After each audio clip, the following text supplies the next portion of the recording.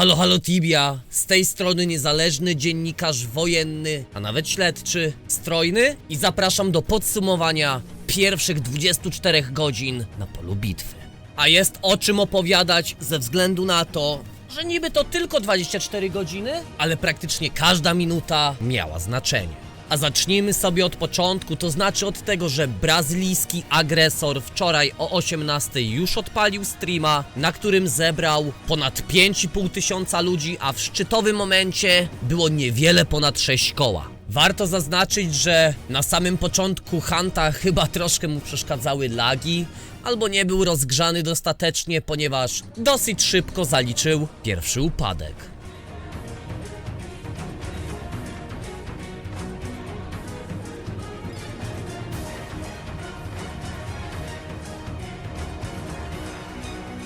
Ale chyba mu to nie przeszkodziło, ponieważ kupił od razu blessy za Tibia coiny i wrócił w miejsce swojej śmierci. Rozgrywka toczyła się przez kolejne pół godziny do 45 minut, aż nagle wydarzyła się nieoczekiwana sytuacja.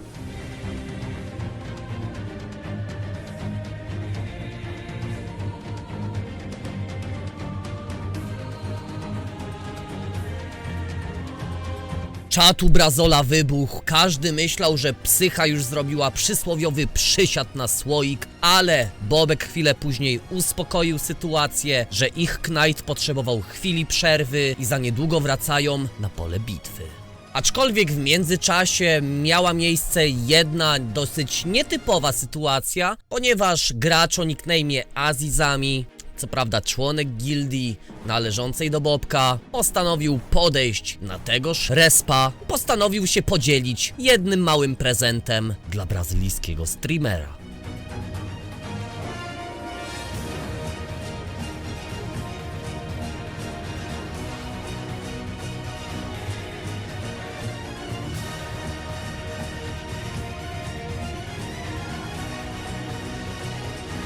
Oczywiście, gdyby ktoś nie zrozumiał aluzji, chodzi tutaj prawdopodobnie o kontekst rasistowski.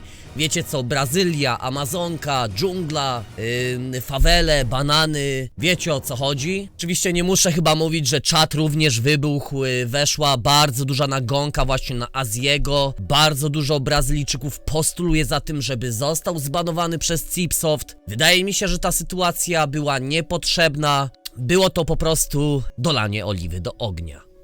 W pewnym momencie przez chwilę życie Bobka zawisnęło w powietrzu, aczkolwiek dzięki Bogu nic się nie stało i chwilę później już HP wróciło do normy. Trzeba też zaznaczyć, że taka sytuacja drugi raz już się nie powtórzyła. I tak naprawdę ktoś może się zapytać, ty, ale chłop ma 700 level, tamci mają po ponad 2000 levele. Jak on ma tutaj przeszkadzać? Sytuacja jest bardzo prosta, najczęściej chodzi o zabieranie lur potworów, czyli jeżeli potwory podchodzą pod Team Hunt Bobka, on stara się jakoś zblokować, zamyka drzwi, rzuca destroy fieldy. Generalnie może nie jest to jakaś największa próba przeszkód na świecie, ale sam Bobek na Discordzie już po tej całej akcji pisał, że tak naprawdę nie ma wielkich strat, ze względu na to, że tylko 10% mniej expa wyrobili niż zwykle. Dostałem również wiadomość od pewnego anonimowego informatora, który ma pewną osobę znajomą, która zna tego streamera Dejaira i prawdopodobnie szykuje się plan transferu większej ilości graczy na serwer Bona. Nie chcę sobie dać tutaj ręki uciąć za tą informację, aczkolwiek gdzieś ptaki ćwierkają, że może być coś na rzeczy.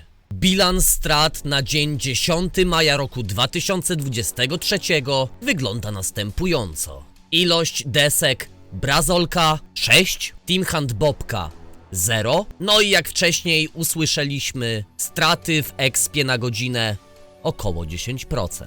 A wy śledzicie to wszystko, oglądacie te streamy, przyglądacie się sytuacji, czy może jednak robicie swoje i macie w to wywalone? Dajcie znaka w komentarzu. Ja jeszcze raz zaznaczę, że jestem tutaj niezależnym dziennikarzem wojennym. Nie chcę się opowiadać za żadną ze stron. Tak naprawdę nie mam w tym żadnego celu. Jestem tu tylko i wyłącznie po to, żeby przedstawiać wam suche fakty. Jeżeli będą się wydarzać jeszcze na tyle bardzo ważne informacje, żeby je tutaj przedstawić, jak najbardziej to zrobię. Z tej strony mówił strojny, niezależny dziennikarz wojenno-śledczy, okopany w piwnicy w Karlin. Życzę wam miłego dnia i sympatyczne wojenne papa.